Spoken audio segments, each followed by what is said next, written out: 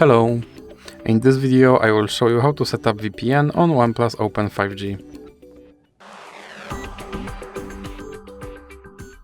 So you have to start by opening your Google Play Store, then click on search bar and type in Turbo VPN and click search. Now select this application and click install.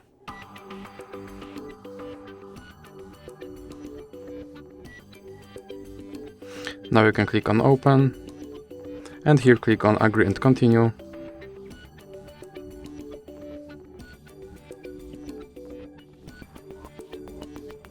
Now you can close this ad and then click allow and click consent. Now click on this button to start VPN and click allow.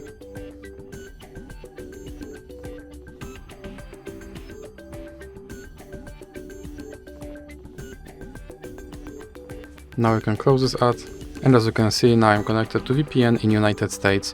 So that's it for this video. If you liked it, please remember to leave a like and subscribe.